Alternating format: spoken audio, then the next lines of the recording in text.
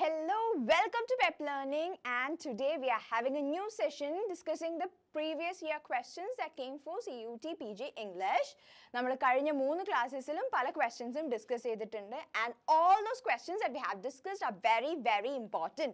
Questions മാത്രമല്ല നമ്മൾ ഓരോ ഓപ്ഷൻസും ഡീറ്റെയിൽ ആയിട്ട് തന്നെ നോക്കി പോയിട്ടുണ്ട് because ഞാൻ പറഞ്ഞിട്ടുണ്ട് നമ്മൾ MCQs ചെയ്യാനോ PYQs ചെയ്യുമ്പോഴും ആ ഓപ്ഷൻസിനും അതിൻ്റെതായിട്ടുള്ള ഇമ്പോർട്ടൻസ് ഉണ്ട് because the questions might come in that way. So I hope there are lots of people watching this and we are going to discuss more than 10 questions in this session which are very very much important.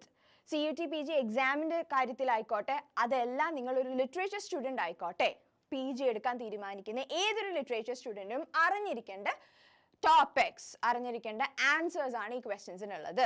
So let's begin and every time ഞാൻ പറയുന്ന പോലെ take a notebook and a pen with you so you can write the most important points എഴുതിയെടുക്കുന്നതിലൂടെ it will help you to memorize a little bit more. So the first question I hope everyone is able to hear me. കേൾക്കാൻ പറ്റുന്നുണ്ടെങ്കിൽ ഒരു thumbs up തരാം. എന്തെങ്കിലും problems ഉണ്ടെങ്കിൽ കമന്റിൽ അറിയിച്ചോളാം. Clear ആവുന്നില്ല, miss ഭയങ്കര സ്പീഡിലാണ് പോകുന്നത്, അല്ലെങ്കിൽ ക്വസ്റ്റ്യനിൽ മനസ്സിലായിട്ടില്ല, any doubt you can clarify through comment section. Okay, and answers കഴിഞ്ഞ ക്ലാസ്സിലൊക്കെ എല്ലാവരും ചട്ടപ്പെടാന്ന് പറഞ്ഞ ആൻസർ പറഞ്ഞിട്ടുണ്ട്. ഇത്തവണ ഞാൻ അതേ സ്പീഡിൽ തന്നെ ആൻസേഴ്സ് പ്രതീക്ഷിക്കുന്നുണ്ട്. Okay, fine. So the first question, which of the following poems is written by Oliver Goldsmith? Oliver Goldsmith. Which of the following poems is written by Oliver Goldsmith? Oliver Goldsmith എഴുതിയ ഏത് poem ആണ്? Now look at this. ഈ question വന്നതാണ്. A deserted village, a deserted villa, the deserted village, a deserted city. See, look at it. Options എല്ലാം ഏകദേശം ഒരേപോലെയുള്ള options ആണ്. നമ്മൾ പഠിച്ചു വെക്കുമ്പോൾ ഒരു പക്ഷേ സ്കിം ചെയ്ത് ജസ്റ്റ് വായിച്ചു നോക്കുമ്പോൾ ഒരു ഡെസേർട്ടഡ് അവിടെ എവിടെ കണ്ടിട്ടുണ്ടാവും, വില്ലേജോ സിറ്റി അവിടെ എവിടെയോ കണ്ടിട്ടുണ്ടാവും. ഈ ക്വസ്റ്റ്യൻ കാണുമ്പോൾ oh God I have looked at it but I don't remember.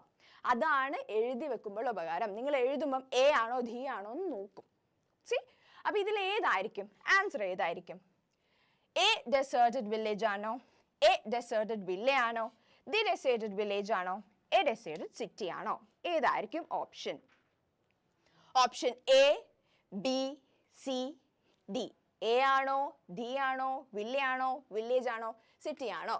Which of the following poems is written by Oliver Goldsmith? Oliver Goldsmith. ഏതായിരിക്കും correct option? I think people are still okay. Harsha Susan, thank you. Harsha Susan have commended C option comment ചെയ്തിട്ടുണ്ട്. Harsha Susan. ഇനി author Gopika Mohan a deserted village എന്ന് പറയുന്നുണ്ട്. ഫാബിദും C പറയുന്നുണ്ട് the deserted village എന്ന് പറയുന്നുണ്ട്. ഏതായിരിക്കും correct option? വേറെ ആർക്കെങ്കിലും എന്തെങ്കിലും ഗസ് ഉണ്ടോ? അറിയില്ലെങ്കിൽ ജസ്റ്റ് ഗസ് ചെയ്യൂ. A, B, C, D ഏതെങ്കിലും. Anyway, without any ado, let's see what is the answer. The correct answer is C, the deserted village. അല്ലെങ്കിൽ the deserted village. അപ്പോൾ എപ്പോഴും നമ്മളൊരു പോയട്രി അല്ലെങ്കിൽ ഒരു സ്റ്റോറി, ഒരു നോവലിൻ്റെയോ ടോപ്പിക് അല്ലെങ്കിൽ അതിൻ്റെ ടൈറ്റിൽ നോക്കുമ്പം ഡി ആണോ, എ ആണോ, ആൻ ആണോ, അതിന് സബ് ടൈറ്റിൽസ് ഉണ്ടോ എന്നൊക്കെ ശ്രദ്ധിച്ച് നോക്കണം. ചിലപ്പോൾ നമ്മൾ സ്കിം ചെയ്ത് പോകുമ്പോൾ ഓക്കെ ഇങ്ങനെ ഓപ്ഷൻ കണ്ട ഓർമ്മ വരുമെന്ന് വിചാരിക്കും, പക്ഷെ ഓപ്ഷൻ ഇങ്ങനത്തേതാണെങ്കിൽ കൺഫ്യൂസ്ഡ് ആയിപ്പോവും. So always look at the title very very carefully. So this is the answer, the deserted village. Okay, അഭിനെത്തിയിട്ടുണ്ട്. ഗോപിക മോഹൻ സി പറഞ്ഞിട്ടുണ്ട്. Okay, very good everyone, very good. ഇനി next question നമുക്ക് നോക്കാം. Before that, The Deserted Village is a poem written by Oliver Goldsmith, published in 1770. The poem reflects on the depopulation and changes in rural life brought about by the enclosure movement in England. അതായത് വില്ലേജസിലുള്ള ആളുകൾ എല്ലാവരും കൂടി rural ഏരിയയിലേക്ക്, urban ഏരിയയിലേക്ക് പോയപ്പോൾ depopulation നടന്നു. എവിടെ? വില്ലേജസിൽ. And the places there, the grass, the ponds, the rivers, അവിടെയുള്ള എല്ലാം ഒറ്റപ്പെട്ടു പോകുന്ന അവസ്ഥ. അപ്പം ആ ഒരു ടോപ്പിക്കിനെ കുറിച്ചാണ് ഈ പോയട്രിയിൽ ഒലിവർ ഗോൾഡ്സ്മിത്ത് ഡിസ്കസ് ചെയ്യുന്നത്. It mourns the loss of one's thriving village and criticizes the social and economic effects of industrialization and urbanization. ഈ പോയിന്റ് ഒക്കെ ഞാൻ വായിക്കുന്ന നിങ്ങൾ വിചാരിക്കും എന്തിനാ ടൈം വേസ്റ്റ് ചെയ്യുന്ന മിസ് ഇങ്ങനെ പോയിന്റ് വായിച്ചിട്ട്. ദ ക്വസ്റ്റ്യൻ എങ്ങനെ വരാം? ഇൻഡസ്ട്രിയലൈസേഷനും അർബനൈസേഷനും കാരണം വില്ലേജസിൽ നഷ്ടങ്ങൾ സംഭവിക്കുന്നു എന്ന തീമുള്ള പോയട്രി ആരെഴുതിയതാണ് എന്ന രീതിയിലെ ക്വസ്റ്റ്യൻ വരാം. അതാണ് ഞാൻ പറഞ്ഞത്, ഏത് പോയിന്റ് വായിക്കുമ്പോഴും അതിനെങ്ങനെ ക്വസ്റ്റ്യൻ ആക്കും എന്ന് നിങ്ങൾ ചിന്തിക്കണം. ആ പോയിന്റ് ഓഫ് വ്യൂ ആയിരിക്കണം എക്സാമിന് വേണ്ടി പഠിക്കേണ്ടത്. Goldsmith's poem is known for its vivid description, social commentary and nostalgic portrayal of rural life. Next question, എല്ലാവരും ശ്രദ്ധിച്ചോളൂ. നെക്സ്റ്റ് ക്വസ്റ്റ്യൻ പെട്ടെന്ന് ആൻസർ പറയണം കേട്ടോ. ആരെ ഫസ്റ്റ് പറയാൻ നോക്കട്ടെ. Which of the following poems is not written by Sylvia Plath? ഞാൻ എപ്പോഴും പറയും ക്വസ്റ്റ്യൻ ശ്രദ്ധിച്ച് വായിക്കണം. അപ്പൊ ഇവിടെ നോട്ട് എന്ന് പറഞ്ഞിട്ടുണ്ട്. അപ്പൊ അത് നമ്മൾ എപ്പോഴും നോട്ട് ചെയ്യണം. ക്വസ്റ്റ്യൻ വായിക്കുമ്പോൾ നമ്മൾ ധൃതിയിൽ പെട്ടെന്ന് നോക്കി ടൈമില്ല അല്ലെങ്കിൽ ഓക്കെ ഇത് എനിക്ക് അറിയാമെന്നുള്ളത് നമ്മളൊരു സ്പീഡപ്പിൽ ആൻസർ ചിലപ്പം വേറെ തെറ്റായ ഓപ്ഷൻ കൊടുത്തേക്കാം. അപ്പൊ ക്വസ്റ്റ്യൻ നമ്മൾ മനസ്സിരുത്തി വായിച്ചു നോക്കണം. Which of the following poems is not written by Sylvia Plath? Lady Lazarus, Ariel, Daddy to Ethel. ഏതാണ് correct? ഏതാണ് correct answer? To Ethel. എല്ലാവരും ഡി പറയുന്നുണ്ട്. മാധവി ഹരിഹരൻ, ലേഡി ലസാറസ് പറഞ്ഞിട്ടുണ്ട്. വേറെ ഏതെങ്കിലും ഓപ്ഷൻസ് ആർക്കെങ്കിലും പറയാനുണ്ടോ? ഫാബിദ്, ഗോപിക മോഹൻ ഒക്കെ നേരത്തെ സംസാരിച്ചിരുന്നു. ഗോപിക മോഹൻ എന്തായിരിക്കും ആൻസർ? ബാക്കിയുള്ളവർ കമോൺ, നിങ്ങൾക്ക് അറിയില്ലെങ്കിൽ നിങ്ങൾ ഗസ് ചെയ്യൂ. Option A, B, C, D. ചുമ്മാ ഗസ്സെങ്കിലും ചെയ്യൂ. ഓപ്ഷൻ ഡി പറയുന്നുണ്ട്. കുറെ പേര് ഓപ്ഷൻ ഡി ആണ് പറഞ്ഞത്. നമുക്ക് നോക്കാം ഏതാ correct answer. And the answer is option D, to Ethel. Sylvia Plath is a very, very important name in the world of literature. Any literature student must be aware of her and her works. To Ariel ആണ് ട്ടോ. To Ariel ആണ്. To Ariel is not a poem written by Sylvia Plath. Sylvia Plath was an American poet and novelist known for her confessional style and exploration. Confessional style and exploration. Confessional poetry. Sylvia Plath's main thing is confessional poetry. Of personal experiences. Personal experiences. But we must know about the author. Author's personal life, അവർ ചെയ്യുന്ന വർക്ക്സുമായിട്ട് somehow there will be a link. There will be a connection. When Sylvia Plath's Daddy എന്ന poetry എടുത്ത് നോക്കിക്കഴിഞ്ഞാൽ we can understand what she was going through and how her mental disabilities or her emotional traumas were shown through that poem. അല്ലേ? അപ്പോൾ ആ daddy എന്ന് പറയുന്ന poetry ഒക്കെ നമ്മൾ വളരെ വിശദമായിട്ട് പഠിച്ചിരിക്കേണ്ട സാധനമാണ്. Okay. Some of her well-known poems include Lady Lazarus, Ariel, and Daddy. To Ariel is not one of the Sylvia Plath's poems and is likely a fictional or misattributed title. Now, next question. Name the playwright who wrote the play Epicoene or the Silent Woman. Silent Woman അല്ലെങ്കിൽ Epicoene or the Silent Woman എന്ന work എഴുതിയത് ആരാണ്? Who is the playwright? Option A, William Congreve. Option B, Thomas Kidd. Option C, Ben Jonson. Option D, Thomas Farquhar. Thomas Farquhar, Ben Jonson, Thomas Kidd, William Congreve. Epicoene or the Silent Woman. ആരായിരിക്കും എഴുതിയിട്ടുണ്ടാവുക? Please comment. Option A, B, C, D. I hope the question is clear. Thomas Kidd എന്ന് പറയുന്നുണ്ട് അബിൻ. ആരാണ് Epicoene or the Silent Woman എന്ന playwright? Who is the playwriter? Option A, B, C, D. ബാക്കിയുള്ളവർ പറയൂ. Guess ചെയ്യൂ. നിങ്ങൾക്ക് അറിയില്ലെങ്കിൽ guess. I think most of you are going to look into the Google. അല്ലേ? അതിനാണ് ടൈം വേസ്റ്റ് ചെയ്യുന്നത് എനിക്ക് തോന്നുന്നുണ്ട്. ഗൂഗിളിലേക്ക് സെർച്ച് ചെയ്ത് പോയിട്ട് കറക്റ്റ് ആൻസർ പറയാൻ വേണ്ടിയിട്ടാണ്. Don't waste your time like that. Please നിങ്ങൾക്ക് അറിയില്ലെങ്കിൽ ജസ്റ്റ് ഗസ് ചെയ്യൂ. No one is going to judge here. Okay, നിങ്ങൾ തെറ്റാ പറഞ്ഞത്, ഓക്കെ ഷീസ് റോങ് അല്ലെങ്കിൽ he's wrong, he's not good എന്നൊന്നും ആരും പറയാൻ പോകുന്നില്ല. നിങ്ങൾ ജസ്റ്റ് ഗസ് ചെയ്യൂ. ശരിയോ തെറ്റോ എന്നുള്ളത് നമുക്ക് അപ്പം നോക്കാം. Okay, and write down the correct answer. എന്നിട്ട് നിങ്ങൾക്ക് ഈ ലൈവ് കഴിഞ്ഞിട്ട് ഓരോ ഓപ്ഷൻസ് നിങ്ങളൊന്ന് ജസ്റ്റ് ചെക്ക് ചെയ്താൽ മതി. ആൻഡ് ഡീപ്പായിട്ട് പഠിക്കാൻ നിൽക്കരുത്. ജസ്റ്റ് ഒന്ന് ഗൂഗിളിൽ നോക്കുക, വിക്കിപീഡിയയിൽ കാണുന്ന ആ ഒരു കാര്യങ്ങളൊക്കെ എടുത്ത് നോക്കുക. ആൻഡ് ഫോളോ ആ classes and everything that is given in our app. A എന്നുള്ള ഓപ്ഷൻ വന്നിട്ടുണ്ട്. മാധവി പറയുന്നുണ്ട്. ഗോപിക സി, ഹർഷ സി, ഫാബിദേ പറഞ്ഞിട്ടുണ്ട്. നമുക്ക് നോക്കാം. The correct answer is option C, Ben Jonson. Ben Jonson, an English playwright and poet, wrote the play Epicoene or The Silent Woman. Jonson's works, including his plays and poems, significantly contributed to English literature.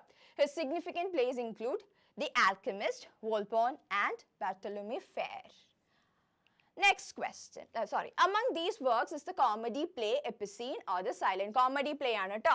Comedy play. ഏത് kind of play ആണ്, ഏത് genre ആണ് വരിക എന്നുള്ളതൊക്കെ നോക്കി വെക്കണം. ഏതൊരു topic ആണ് നിങ്ങൾ, ഏതൊരു genre ആണെങ്കിൽ, ഏതൊരു വർക്ക് നിങ്ങൾ നോക്കുകയാണെങ്കിലും അത് ഏത് ഏരിയയിലാണ്, പ്ലേ ആണോ, അത് എങ്ങനത്തെ പ്ലേ ആണെന്നുള്ളതൊക്കെ നോക്കി വെക്കണം. The play first performed in 1609 is comedy that satirizes various aspects of society and relationship. Jonson's works are known for their wit, humor, and social commentary. Themes കൂടുതലും wit, humor, and social commentary ആയിരിക്കും. Now next question. Apart from Bertolt Brecht, others who have influenced epic theatre. Epic theatre-നെ influence ചെയ്തത് വേറെ ആരൊക്കെയാണ്? ഇതിൽ ഏത് option ആണ്? Bertolt Brecht അല്ലാതെ വേറെ ആരൊക്കെയാണ് എപ്പിക് തിയേറ്ററിനെ ഇൻഫ്ലുവൻസ് ചെയ്തിട്ടുള്ളത്? Option A, Erwin Piscator and Antonin Artaud, Martin Esslin and Max Reinhardt, Erwin Piscator and Max Reinhardt, Constantin Stanislavski and Max Reinhardt. ഇതിൽ ഏതായിരിക്കും option? Option A, B, C, D. ഒരുപാട് common common names നിങ്ങൾക്ക് ഇങ്ങനെ ഓരോ ഓപ്ഷനിലും കാണാം. അപ്പം നിങ്ങൾ മനസ്സിലാക്കണം, നിങ്ങൾ ടൈം മാനേജ്മെന്റ് ഉണ്ടായിരിക്കണം. ഈ ഓപ്ഷൻസ് വായിച്ചിട്ട് നിങ്ങൾക്ക് പെട്ടെന്ന് തന്നെ ഡീകോഡ് ചെയ്യാനുള്ള ടൈം നിങ്ങളിൽ, ഒരുപാട് സമയം നിങ്ങൾക്ക് ഒരു ക്വസ്റ്റ്യനിൽ വേസ്റ്റ് ചെയ്യാൻ പറ്റില്ല. ഓക്കെ, അറിയുന്ന ക്വസ്റ്റ്യൻസ് നിങ്ങൾ ഇതിലൂടെ മിസ്സായി പോകും. അപ്പം നിങ്ങൾക്ക് പെട്ടെന്ന് തന്നെ വായിക്കാനുള്ള ആ ഒരു, അത് MCQs ഇങ്ങനെ ചെയ്ത് PYQs ചെയ്തിട്ട് തന്നെ ആ ടൈം മാനേജ്മെന്റ് കിട്ടുള്ളൂ. എനിഹൗ, ഇതിൽ ഏതായിരിക്കും answer? Second question answer, we'll go back to that, okay? Option A, B, C, D. ഇതിൽ ഏതായിരിക്കും? ഓപ്ഷൻ ബി പറയുന്നുണ്ട്, ഡി പറയുന്നുണ്ട്, ബി. ഏതായിരിക്കും ഏറ്റവും കൂടുതൽ എപ്പിക് തിയേറ്ററിനെ ഇൻഫ്ലുവൻസ് ചെയ്തിട്ടുള്ളത്? ബെർട്ടോൾട്ട് ബ്രെcht അല്ലാതെ വേറെ ആരാണ് എപ്പിക് തിയേറ്ററിനെ? എപ്പിക് തിയേറ്റർ എന്ന് പറഞ്ഞാൽ ഇത് that is not more into commercial അല്ലാതെ അധികം പാട്ടും അടിസീനൊന്നും ഇല്ലാതെ മെയിൻ ആയിട്ട് അവരുടെ തിയേറ്ററിൽ ഫോക്കസ് ചെയ്യുന്ന ഡയലോഗ്സ് അതിലൊക്കെ ഫോക്കസ് ചെയ്യുന്നതായിരിക്കും epic theatres. Let's see what's the answer. The answer is option C, Erwin Piscator and Max Reinhardt. Erwin Piscator and Max Reinhardt ഇവരാണ് ഏറ്റവും കൂടുതൽ എപ്പിക് തിയേറ്ററിൽ ചെയ്തിട്ടുള്ളത്. Now Erwin Piscator and Antonin Artaud എന്നുള്ള ആൻസറും പല സ്ഥലത്തും കണ്ടിട്ടുണ്ട്. But when compared to Max Reinhardt, Antonin Artaud അത്രയ്ക്ക് അങ്ങോട്ട് ഇൻഫ്ലുവൻസ് ചെയ്തിട്ടില്ല. ഏത് സ്ട്രേറ്റ് ആയിട്ട് നേരിട്ട് എപ്പിക് തിയേറ്ററിനെ ഇൻഫ്ലുവൻസ് ചെയ്തിട്ടില്ല. Indirectly has influenced. Now Erwin Piscator was a German theatre director and producer who, along with Bertolt Brecht, was foremost representative of epic theatre, a form that emphasizes the socio-political content of drama rather than its emotional manipulations of the audience or the production's formal beauty. നേരത്തെ പറഞ്ഞില്ല, ഇപ്പോൾ ഈ സോങ്സും അടിപിടി നായിട്ടൊക്കെ അതൊന്നും ഇല്ലാതെ theatre എന്തിനാണോ അതിന് use ചെയ്തിരിക്കുകയാണ്. Okay. And Max Reinhardt, another influential figure in the world of theatre, is known for his innovative and imaginative staging techniques. While not directly related to epic theatre, his innovations did have a significant impact on theatre as whole, which could indirectly influence the development of epic theatre. Second question, ആരോ ചോദിച്ചിരുന്നു.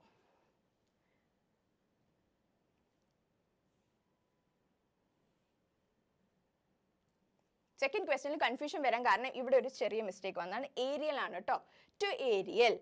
To aerial കണ്ട option അങ്ങനെ വരും. Answer aerial എന്നുള്ള പേരിലുള്ളത് work Sylvia പ്ലാത്തിനുണ്ട്. To aerial എന്ന work Sylvia പ്ലാത്തിന് ഇല്ല. അതിലാണ് question. Not ഏതാണ് എഴുതാത്തത്? ഇത് എയർടെൽ കണ്ടുകൊണ്ടുള്ള കൺഫ്യൂഷൻ ആണ് കേട്ടോ. That was my mistake, I'm sorry. But to Ariel ആണ് ഓപ്ഷൻ വരിക. To aerial.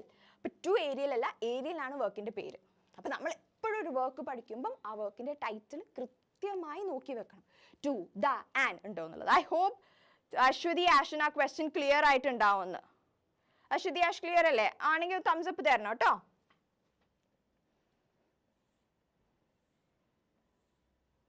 Now we were discussing about epic theatre. Now next question. Question answer വേഗം പറയാം.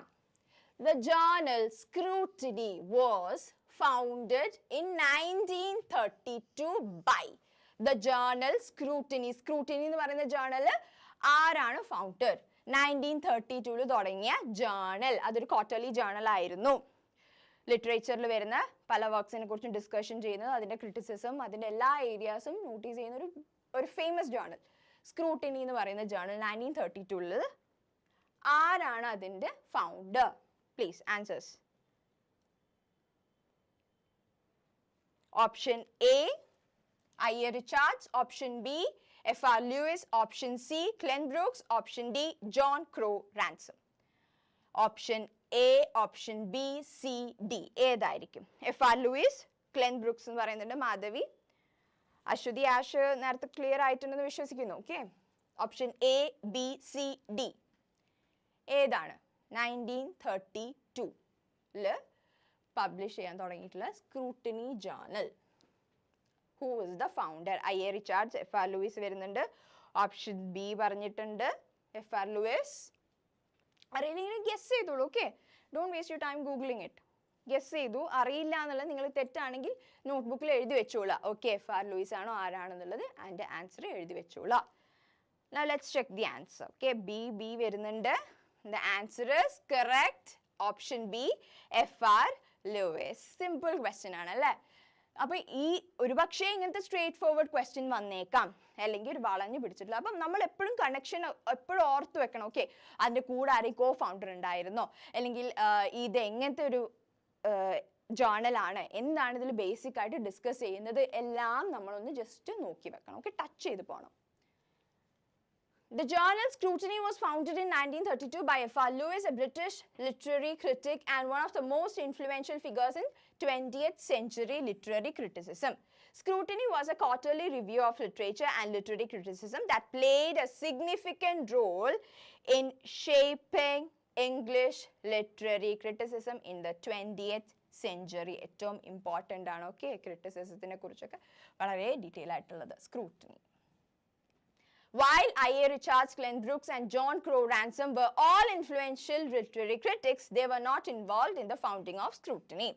Under Lewis's editorship, Scrutiny was characterized by a rigorous and unsparing style of criticism with a particular focus on close reading and analysis of the text. Close reading and analysis of the text. അപ്പോൾ quarterly ആണ്, അപ്പോൾ അവർ ആ സമയത്ത് ഇറങ്ങിയ അത്രയും ടെക്സ്റ്റുകൾ വളരെ വിശദമായി വായിച്ചിട്ട് അതിൻ്റെ ക്രിറ്റിസിസം നടത്താറുണ്ടായിരുന്നു.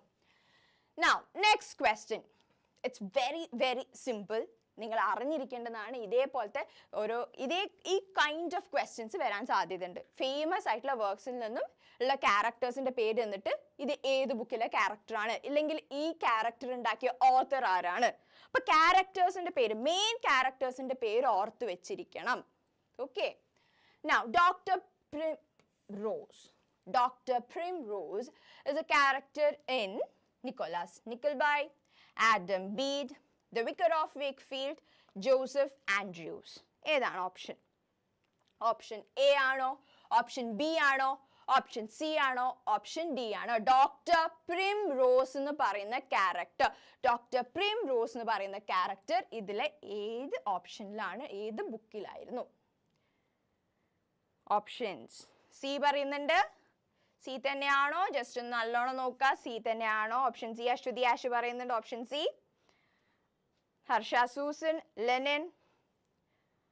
അശ്വതി ആഷിന് സെക്കൻഡ് ക്വസ്റ്റ്യൻ ക്ലിയർ ആയെന്ന് വിശ്വസിക്കുന്നു. Please give me a thumbs up. Okay, എല്ലാവർക്കും എല്ലാ ക്വസ്റ്റ്യൻസ് ക്ലിയർ ആയിട്ടുണ്ടെങ്കിൽ ഒന്ന് തംസ് അപ്പ് തരാം. ഓക്കെ, ഇത് എന്തെങ്കിലും ഡൗട്ട് ഉണ്ടെങ്കിൽ you can without any hesitation ask. Okay, clear ചെയ്തിട്ട് തന്നെ നമുക്ക് പോവാം.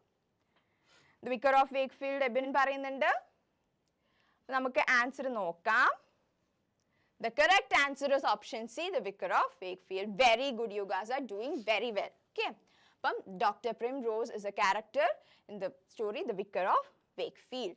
Dr. Primrose is the central character in Oliver Goldsmith's novel, The Vicar of Wakefield. He is the vicar in the title and the narrator of the story. The Vicar of Wakefield is a classic of English literature, and Dr. Primrose is one of its most enduring character. An important character. ഇതേപോലെ എല്ലാ stories നമ്മൾ നിങ്ങളുടെ സിലബസിൽ തന്നിരിക്കുന്ന mention ചെയ്തിട്ടുള്ള ബുക്സിലുള്ള main characters ഏതൊക്കെയാണെന്ന് നോക്കി വെക്കുക. Okay. Now next question, 7th question. നോക്കിക്കോളാം. ഇയേഴ്സ് ഓർത്ത് വെക്കാൻ എപ്പോഴും എല്ലാ സ്റ്റുഡൻസും പറയുന്നതാണ് ഭയങ്കര ബുദ്ധിമുട്ടാണ് ഇയേഴ്സ് ഓർത്ത് വെക്കാൻ എന്നുള്ളത്. One of the technique that helped me, എന്നെ ഒരുപാട് ഹെൽപ്പ് ചെയ്തിട്ടുള്ള കാര്യം എന്താണെന്ന് വെച്ചാൽ ഈ ഇയേഴ്സ് ഒക്കെ മെയിൻ സാധനങ്ങൾ നമ്മൾ ജസ്റ്റ് സ്റ്റിക്ക് അവിടെ എവിടെയെങ്കിലും സ്റ്റിക്ക് ചെയ്ത് വെക്കുക. നമ്മൾ പെട്ടെന്ന് കാണുന്ന സ്ഥലത്ത്, ചിലപ്പോൾ ഡോറിൻ്റെ മുകളിലായിരിക്കും, നമ്മൾ സ്റ്റഡി ടേബിളിൻ്റെ മുന്നിലായിരിക്കും, ഈവൻ ബാത്റൂമിൻ്റെ ഡോറിൻ്റെ അവിടെയായിരിക്കാം, നമ്മൾ ഡെയിലി കിച്ചണിൽ എവിടെയെങ്കിലുമൊക്കെ അപ്പോൾ എന്താ നമ്മൾ അറിയാതെ നമ്മൾ പാസ് ചെയ്ത് പോകുമ്പോൾ we will see that and somehow that will get into our mind. ആ ഒരു ഫോട്ടോ നമ്മുടെ ഉള്ളിൽ അങ്ങനെ കയറി നിൽക്കും. അങ്ങനെയൊക്കെ നമുക്ക് ഇയേഴ്സ് പഠിക്കാം. ഒരുപാട് ടിപ്സ് ആൻഡ് ടെക്നിക്സ് ഉണ്ട്. Okay. Anyhow, 7th question. Roland Barthes' image music text was published in which year? ഏത് ഇയറിലാണ് റൊണാൾഡ് ബാർട്സിന്റെ വർക്ക് ആയിട്ടുള്ള ഇമേജ് മ്യൂസിക് ടെക്സ്റ്റ് പബ്ലിഷ് ചെയ്തിട്ടുള്ളത്? 1968, 1977, 1979, 1969. Option A, B, C, D. 1979 Abin പറയുന്നുണ്ട്. ഏത് ഓപ്ഷൻ ആണ്? A, B, C, D. എല്ലാവരും പെട്ടെന്ന് പറയൂ, വേഗം, ചിന്തിക്കാൻ സമയമില്ല. ഇതൊക്കെ നിങ്ങൾ ഗൂഗിൾ ചെയ്യാൻ പോവാണ്, നിങ്ങൾ കള്ളന്മാരാണ്, ഗൂഗിൾ ചെയ്യാൻ പോവാണ്. ചെയ്യാൻ നിൽക്കരുത്, വേഗം ഓപ്ഷൻസ് പറയാ. A, B, C, D. ഏതായിരിക്കും? ഏത് ഇയറിലാണ് പബ്ലിഷ് ചെയ്തിരിക്കുന്നത്? 1979, 1977 വരുന്നുണ്ട്, 1969 വന്നിട്ടുണ്ട്. ഏത് ഓപ്ഷൻ ആയിരിക്കും? ലെറ്റ്സ് സി ആരാണ് കറക്റ്റ്. എല്ലാ ഓപ്ഷൻസ് ഇവിടെ വന്നിട്ടുണ്ട്. ഏതാണ് കറക്റ്റ് നമുക്ക് നോക്കാം. The correct answer is 1977. Gopika, പിന്നെ ലെനിൻ ഇപ്പൊ പുതിയൊരാളാണ്. Lenin, very good entry. Okay. Next question ഒക്കെ കറക്റ്റ് ആവട്ടെ. എബിൻ കുഴപ്പമില്ല, നെക്സ്റ്റ് ടൈം. ഓക്കെ. ബാക്കി 1977 ഈ ബുക്ക് പബ്ലിഷ് ചെയ്തിരിക്കുന്നത്. Roland Barthes Image Music Text is a collection of essays covering a wide range of Barthes' critical interest, from semiotics, structuralism to the theories of literature, cinema and contemporary mass media. അതായത് എല്ലാ ബാർട്സിന് interest ഉള്ള എല്ലാ ഏരിയാസിൽ നിന്നുള്ള എസ്സേസിന്റെയും ഒരു collection. It was initially published in French in 1977. അപ്പോൾ ഇതൊക്കെ നോക്കണം കേട്ടോ. അപ്പോൾ നിങ്ങൾ 1977 പബ്ലിഷ് ചെയ്തതെന്ന് പഠിച്ചു വെച്ചു. അപ്പോൾ ഇൻ ഫ്രഞ്ചിൽ ഏത് കൊല്ലം പബ്ലിഷ് ചെയ്തത്, അല്ലെങ്കിൽ ഇംഗ്ലീഷിൽ ഏത് കൊല്ലം പബ്ലിഷ് ചെയ്തതെന്ന് കാണുമ്പോൾ you will get confused. Okay, അത് കഴിഞ്ഞിട്ടായിരിക്കും, അതിന് മുന്നേ ആയിരിക്കും. അപ്പോൾ ഇതൊക്കെ നിങ്ങൾ നോക്കി വെക്കണം. ഇത് ഫ്രഞ്ചിൽ എപ്പോഴാണ്? 1977 and includes his famous essay the death of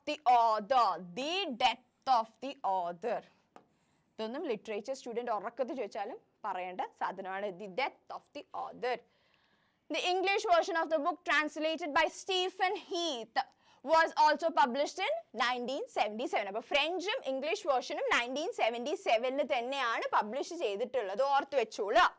This work is considered one of the Barthes' most significant contribution to the critical theory and cultural studies. Okay. അപ്പം ഓപ്ഷൻസ് ചിലപ്പോൾ ഏറ്റവും സിഗ്നിഫിക്കൻറ്റ് കോൺട്രിബ്യൂഷൻ ഏതായിരിക്കും? ക്രിട്ടിക്കൽ തിയറി ആൻഡ് കൾച്ചറൽ സ്റ്റഡീസിന് വേണ്ടി ഏറ്റവും significant കോൺട്രിബ്യൂഷനെ consider ചെയ്യുന്ന ഏതായിരിക്കും എന്ന് പറഞ്ഞ് കുറേ ഓപ്ഷൻസ് തരും. അതിൽ റൊണാൾഡ് ബാർട്സിന്റെ വർക്ക് ഉണ്ടാവും. അപ്പം without any hesitation you can click on that option. Now next question. പെട്ടെന്ന് ആൻസർ പറയൂ, പെട്ടെന്ന് ഗൂഗിൾ ചെയ്യാൻ നിൽക്കരുത്, പെട്ടെന്ന് ആൻസർ ചെയ്യുക. Dryden's All for Love is an adaptation of Dryden's work ആയിട്ടുള്ള All for Love is an adaptation of Philaster, Romeo and Juliet, Antony and Cleopatra, Edward II. ഇതിൽ ഏതിന്റെ അഡാപ്റ്റേഷൻ ആണ് All for Love? ഡ്രൈഡന്റെ All for Love എന്ന് പറയുന്ന work ഏതിന്റെ adaptation ആണ്? ഫിലാസ്റ്റർ ആണോ, Romeo and Juliet ആണോ, ആന്റണി ആൻഡ് ക്ലിയോപാട്ര ആണോ, എഡ്വേർഡ് II ആണോ? ഏതായിരിക്കും? Option B Romeo and Juliet പറയുന്നുണ്ട് സുജില മോൾ. ബാക്കി എല്ലാവരും വേഗം come on. Option A, B, C, D അറിയില്ലെങ്കിൽ ഗസ് ചെയ്യാം. ഓക്കെ നമ്മളൊരു തെറ്റ് ആൻസർ പറയുമ്പം അത് കറക്റ്റ് ചെയ്യുമ്പോൾ നമ്മൾ കൂടുതൽ ഓർത്ത് വെക്കും. ഓക്കെ അന്ന് തെറ്റിച്ചതാണല്ലോ എന്നുള്ളത് നമുക്ക് കൂടുതൽ ഓർമ്മ ഉണ്ടാവാൻ സാധ്യത ഇങ്ങനത്തെ ക്വസ്റ്റ്യൻ്റെ ആൻസർ ആയിരിക്കും. നമ്മൾ തെറ്റിച്ചതായിരിക്കും നമ്മൾ കൂടുതൽ ഓർത്ത് വെക്കുക. ഓപ്ഷൻ ബി വരുന്നുണ്ട്, റോമിയോ ആൻഡ് ജൂലിയറ്റ് പറയുന്നുണ്ട് ഓൾ ഫോർ ലവ് എന്ന് പറയുന്ന വർക്ക് എന്തിൽ നിന്നും അഡാപ്റ്റ് ചെയ്തിരിക്കുകയാണ്? ഷേക്സ്പിയറുടെ ഏത് വർക്കിൽ നിന്നും അഡാപ്റ്റ് ചെയ്തതാണ് ഡ്രൈഡൻ? ഓപ്ഷൻ ബി വരുന്നുണ്ട്. എവിടെ ബാക്കിയുള്ളവരുടെ? ആന്റണി ആൻഡ് ക്ലിയോപാട്ര വരുന്നുണ്ട്. ഓപ്ഷൻ സി പറയുന്നുണ്ട് കുറെ പേര്. ഓപ്ഷൻ എ, ഓപ്ഷൻ ഡി ഏതെങ്കിലും വരുമോ? ആന്റണി ആൻഡ് ക്ലിയോപാട്ര പിന്നെ കാണാനില്ല. ലെനിൻ വന്ന പോലെ പോയോ? മാധവി ഹരിഹർ. ഓപ്ഷൻ സി വന്നിട്ടുണ്ട്. Which work? Which is the adaptation? And നമുക്ക് നോക്കാം ഓപ്ഷൻ സി ഏതാ, ഓപ്ഷൻ സി ആണോ എന്ന് നമുക്ക് നോക്കാം. വീണു എങ്ങനെ പറയുന്നുണ്ട് ഓപ്ഷൻ സി? നമുക്ക് നോക്കാം. Very good, and the correct answer is option C. Antony and Cleopatra adaptation ആണ് All for Love. All for Love is a tragedy written by John Dryden in 1677. 1677 വന്നതാണ് All for Love, published in 1677, written by John Dryden. It is indeed an adaptation of William Shakespeare's play Antony and Cleopatra, focusing on the tragic love story between the Roman general Mark Antony and Egyptian queen Cleopatra. ഇത് എഴുതുമ്പോൾ Dryden പറയുകയും ചെയ്തിരുന്നു ഈ characters എപ്പോഴും ആൾക്കാർക്ക് ഇഷ്ടപ്പെടാൻ കാരണം one of the reason is they both are not so good or not so evil. Okay, ദുഷ്ടന്മാരുമല്ല എന്നാൽ നല്ല എന്താ പറയുക ദൈവതുല്യമായ മനുഷ്യന്മാരുമല്ല, ലൈക്ക് ഓൾ ഓഫ് us അല്ലേ? അതുകൊണ്ട് തന്നെ ഈ ക്യാരക്ടേഴ്സ് കുറച്ചും കൂടി ആൾക്കാർക്ക് എന്താ പറയുക മനസ്സിലാക്കാൻ പറ്റും. That's why he chooses. Okay, now the 9th question. Okay, Lenin already answered. Okay, 9th question Lenin answer ചെയ്തു നോക്കട്ടെ. Which of the following books by Jonathan Swift is a religious allegory? Religious allegory. ഏതാണ് ജോണത്തൻ സ്വിഫ്റ്റിന്റെ religious അലഗറി? ഇതിലേതാണ്? The Battle of the Books, option A, or option B, A Modest Proposal, option C, Gulliver's Travel, option D, A Tale of a Tub. ഇതിൽ ഏത് option ആണ് correct? Jonathan സ്വിഫ്റ്റിന്റെ religious അലഗറിയുള്ള work ഇതിലേതാണ്? Which option? Option A, B, C, D. Madhavi Hariharan yes A പറയുന്നുണ്ട്. The Battle of the Books പറയുന്നുണ്ട്. Harsha Susan option D പറഞ്ഞിട്ടുണ്ട്. The Tale of a Tub. Gulliver's travel ആണോ മോഡസ്റ്റ് പ്രപ്പോസൽ ആണോ എന്ന് ആലോചിച്ച് നോക്കൂ. ഇതിൻ്റെയൊക്കെ തീം നിങ്ങൾക്ക് അറിഞ്ഞിരിക്കണം. ഓക്കെ, ഇതിൻ്റെയൊക്കെ തീം അറിഞ്ഞിരിക്കണം. കാരണം നിങ്ങൾ ഒരു ഹ്യൂജ് യൂണിവേഴ്സിറ്റിയിലേക്ക് പോകാനുള്ള പ്രിപ്പറേഷൻ ആണ് അല്ലേ? അപ്പോൾ അവിടെ നിങ്ങൾ കോമ്പറ്റ് ചെയ്യുന്നത് നിങ്ങളെക്കാട്ടും എത്രയോ കാലമായിട്ട് ഇതിനായിട്ട് ട്രൈ ചെയ്യുന്ന ആൾക്കാരായിരിക്കും. അപ്പോൾ അവരുടെ അടുത്ത് പിടിച്ച് നിൽക്കണമെങ്കിൽ you must know even the basics അല്ലേ? അതുപോലും അറിയാതെ അവരുടെ അടുത്ത് പിടിച്ച് നിൽക്കാൻ കഴിയില്ല. അപ്പോൾ ഇതൊക്കെ നിങ്ങൾ എക്സാമിന് വേണ്ടിയിട്ടില്ലെങ്കിൽ നിങ്ങൾക്ക് വേണ്ടി നിങ്ങൾ ലിറ്ററേച്ചർ സ്റ്റുഡൻറ്റ് എന്ന നിലയിൽ ഈ സ്റ്റോറീസും ഇതിൽ എന്തൊക്കെ കൈൻഡ് ഓഫ് അലഗറീസ് ആണല്ലോ എന്നൊക്കെ നിങ്ങൾ അറിഞ്ഞിരിക്കണം. Okay, A Tale of the Tub Abin പറയുന്നുണ്ട്. ഗോപിക മോഹൻ ഡി. എവിടെ ലെനിൻ ഡി പറഞ്ഞിട്ടുണ്ടോ? ലെനിൻ ഡി പറഞ്ഞിട്ടുണ്ട്. ലെനിനാണ് ഫസ്റ്റ് ആൻസർ ചെയ്യുന്ന. അബിനുമായിട്ട് ലെനിൻ ഒരു കോമ്പറ്റീഷനിലാണ് ഇപ്പോൾ. ഓക്കെ ഡി പോകുന്നുണ്ട്. ഹർഷ സൂസൻ, മാധവി ഹരിഹരൻ എല്ലാവരും. ഗോപിക മോഹൻ ഡി പറഞ്ഞിട്ടുണ്ട്. Okay, now let's see which is the correct answer. D ആണ് correct answer. A Tale of a Tub. Religious allegory. Allegory എന്താണെന്ന് നിങ്ങൾക്ക് അറിയാലോ അല്ലേ? ഒരു സാധനം വേറൊരു കാര്യത്തിനെ റെപ്രസെന്റ് ചെയ്യാണ്. ഇപ്പം ഫോർ എക്സാമ്പിൾ നമ്മൾ ലൈഫ് ഓഫ് പൈ എന്ന് പറയുന്ന മൂവി അല്ലേ, അത്യാവശ്യം എല്ലാവരും ഫെമിലിയർ ആയിട്ടുള്ള മൂവിയാണ്. അതിൽ ഒരുപാട് ആനിമൽസ് തുടക്കത്തിലുണ്ടാവും. ബോട്ടിൽ കുടുങ്ങി പോകുമ്പോൾ ഒരു ഒറാങ്കുട്ടനുണ്ട്, ജാക്കോലുണ്ട്, ടൈഗർ ഉണ്ട് അല്ലേ, എല്ലാം ഉണ്ട്. But each of those characters represented someone else. ഷെഫിനെ കാണിച്ചു, അമ്മയായിട്ട് ഇതാക്കി, അങ്ങനെ കമ്പയർ ചെയ്തിട്ട് സംസാരിക്കുന്നുണ്ട്. അതൊക്കെ അലഗറിയാണ്. അതേപോലെ ഇപ്പം നമ്മുടെ വേറെ ഒരുപാട് വർക്ക്സിലുണ്ട് അലഗറീസ്. ഓക്കെ, അപ്പം ഇതിലെങ്ങനെയാ?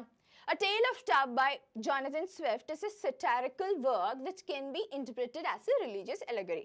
It was published in 1704 and is considered one of Swift's major works. The book uses the allegory of three brothers representing three different branches of Christianity: Roman Catholicism, Protestantism, and Puritanism.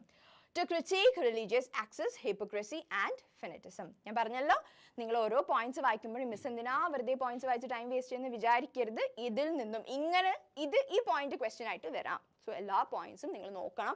ചിലപ്പോൾ ഞാനിങ്ങനെ ഓടി നടക്കുന്നതുകൊണ്ട് ഇത് clear ആവുന്നുണ്ടാവില്ല. അങ്ങനെ ഉണ്ടെങ്കിൽ പറയണം കേട്ടോ. PPT കാണുന്നില്ലെങ്കിൽ എന്തെങ്കിലും ബുദ്ധിമുട്ടുണ്ടെങ്കിൽ കമന്റ് സെക്ഷനിൽ അറിയിക്കുക. അല്ലെങ്കിൽ ഈ സെഷൻ നിങ്ങൾക്ക് ഇനിയും കാണാവുന്നതാണ്. അപ്പം പോയിന്റ്സ് ഒക്കെ നിങ്ങൾക്ക് എഴുതിയെടുക്കാവുന്നതാണ്. Okay. Now next, the Battle of the Brooks. This is not a religious allegory. It is a satirical work by Jonson.With, published in 1704, where he humorously depicts a battle between books representing ancient and modern learning. അപ്പോൾ ഇത് ഓർത്തോളൂ. അതാണ് ഓരോ ഓപ്ഷൻസും പഠിക്കണമെന്ന് ഞാൻ പറയുന്നത്. ഇത് ഓർത്തോളൂ. ഏത് ബുക്കിനാണ് ഏൻഷ്യൻറ്റും മോഡേണും books തമ്മിലുള്ള ഒരു എന്താ പറയുക ബാറ്റിൽ, ഒരു ഇമാജിനേറ്റീവ് ബാറ്റിൽ കണ്ടക്ട് ചെയ്തിട്ടുള്ള ഏത് ബുക്കിലാണ് അങ്ങനെ ഒരു സ്റ്റോറി ഉള്ളതെന്ന് ചോദിച്ചിട്ട് ഓപ്ഷൻസ് വന്നേക്കാം. അപ്പോൾ ഇങ്ങനെ ഇതും നമ്മൾ ഓർത്ത് വെക്കണം. ഇനി A Modest Proposal is a satirical essay published by Jonson.Swift in 1729, where he suggests that the impoverished Irish could alleviate their economic troubles by selling their children as food to wealthy English landlords. Satirical ആണ്. Now, Gulliver's Travel, while Gulliver's Travel contains elements of satire and allegory, it's not primarily a religious allegory. It's a satirical novel written by Jonson.Swift, published in 1726. Gulliver's Travel, important ആണ് കേട്ടോ. Jonson.Swiftന്റെ എപ്പോഴും questions വരുന്ന എപ്പോഴും discuss ചെയ്യുന്നൊരു വർക്കാണ് Gulliver's Travel, which critiques various aspects of human society and nature through the protagonist's travel of fictional lands. Okay, and a movie ഉണ്ട്. നമ്മൾ maximum ലിറ്ററേച്ചറായിട്ടൊന്ന് ഭയങ്കരമായിട്ടുള്ള ഒരു കണക്ഷൻ കൊണ്ടുവരണം. Okay. Now the last question. Okay, ഇതിൽ ആരാണ് first പറയാൻ നോക്കുക? One competition ആണ് ഇവിടെ നടന്നുകൊണ്ടിരിക്കുന്നത്. ആരാണ് ഫസ്റ്റ് പറയാൻ നോക്കുക? Arthur Miller's Death of a Salesman relies for its tragic seriousness on the fate of. Death of the Salesman-ൽ ആരുടെ സ്റ്റോറിയാണ് ആ സീരിയസ്നെസ്, ആ ഒരു ട്രാജിക് എൻഡിന് വേണ്ടി ആരുടെ സ്റ്റോറിയാണ് മെയിൻ ആയിട്ട് എടുത്തിരിക്കുന്നത്? വില്ലി ലോമാൻ ആണോ, എസ്ട്രജൻ ആണോ, വ്ളാഡിമിർ ആണോ, ലക്കി ആണോ? Willy Loman, Estragon, Vladimir, Lucky. ഇതിൽ ഏത് ക്യാരക്ടറിന്റെ സ്റ്റോറിയാണ്, അല്ലെങ്കിൽ ഏത് ക്യാരക്ടറിന്റെ ലൈഫ് സ്റ്റോറിയാണ് ട്രാജിക് സീരിയസ്നെസ്, അതിൽ ഏറ്റവും കൂടുതൽ ട്രാജിക് സീരിയസ്നെസ് കൊണ്ടുവരാൻ വേണ്ടി ഉപയോഗിച്ചിരിക്കുന്നത്? ആരുടെ ലൈഫ് സ്റ്റോറിയാണ് മെയിൻ ആയിട്ട് ഇതിൽ ഡിസ്കസ് ചെയ്യുന്നത്? Arthur Miller's Death of a Salesman. Death of a Salesman എപ്പോഴും നമ്മുടെ മൈൻഡിൽ എപ്പോഴും വേണ്ട ഒരു സാധനമാണ് ലിറ്ററേച്ചർ സ്റ്റുഡൻറ്റിൻ്റെ. മാധവി ഹരിഹരനൊക്കെ എന്താ ആൻസർ ചെയ്യാനുള്ള ധൃതിയുണ്ട്. 2 പ്രാവശ്യമൊക്കെ ഓപ്ഷൻ ഡി ലക്കിയുടേതാണെന്ന് എല്ലാവരും പറയുന്നത്. ആരുടെ സ്റ്റോറിയാണ് മെയിൻ ആയിട്ട് ഇതിൽ പറയുന്നത്? ആരുടേതാണ്? ലക്കി ആണോ, വില്ലി ലോമാൻ ആണോ, ഈസ്ട്രജൻ ആണോ, വ്ളാഡിമിർ ആണോ? ലക്കിയിലാണ് എല്ലാവരും നിൽക്കുന്നത്. കാരണം നിങ്ങൾക്കൊക്കെ ലക്കി ആയിട്ട് കൂടുതൽ കണക്ഷൻ ഫീൽ ചെയ്തിട്ടുണ്ടാവും. ഏജ് ഗ്രൂപ്പൊക്കെ അങ്ങനെ ചെറിയ കുട്ടിയാണല്ലോ അല്ലേ, ഇളയ മോനാണ്, അങ്ങനെ രീതിയിലുള്ള കണക്ഷൻ ആയിരിക്കാം. But the answer is Willy Loman. കാരണം വില്ലി ലോമാൻ്റെ കഥയാണ് സത്യത്തിൽ അത്. അദ്ദേഹത്തെ ഒരു എന്താ പറയുക ഡ്രീം അല്ലെ, അമേരിക്കൻ ഡ്രീമും കൊണ്ട് നടന്ന് end he dyes. C, Death of a Salesman by Arthur Miller focuses on the tragic fate of Willy Loman, the main character. The play explores themes of disillusionment, the American dream, and the decline of the traditional family structure, all centered around Willy Loman. ആരാണ്? അപ്പോൾ question ശരിക്കും വായിച്ചു നോക്കുക. ശരിയാണ്, ലക്കിയുടെ ഫേറ്റും ഭയങ്കര tragic ആണ്. But ഏറ്റവും കൂടുതൽ അതിൽ ഫോക്കസ് ചെയ്യാൻ ചുറ്റിത്തിരിഞ്ഞ് എവിടെ എത്തുന്നത്? വില്ലി ലോമാൻ്റെ സ്റ്റോറിയിലേക്ക് തന്നെയാണ്. Struggles as a salesman and his ultimate tragic downfall. അല്ലേ? He's comparing himself to others. He's always worried. He's always working. അല്ലേ? ഓപ്ഷൻ എ ഒക്കെ പറഞ്ഞിട്ടുണ്ടല്ലേ ലാസ്റ്റിലേക്ക്. Gopika Mohan, Harsha Susan, okay, Madhavi or Willy Loman എന്നൊക്കെ പറഞ്ഞിട്ടുണ്ട്. ഓക്കെ, സോ ഐ ഹോപ്പ് ഇത്രയും questions discuss ചെയ്ത് എല്ലാം ക്ലിയർ ആയിട്ടുണ്ട്. എന്തെങ്കിലും ഡൗട്ട് ഉണ്ടെങ്കിൽ യു ക്യാൻ ആസ്ക്. ഇപ്പോൾ ലൈവ് കഴിഞ്ഞിട്ടില്ലെങ്കിൽ കമൻറ്റ് സെക്ഷനിൽ നിങ്ങൾ ചോദിക്കാം. I will be answering most of the questions. Okay, and today it's end for today's marathon. Will say soon. Okay, bye. Thank U.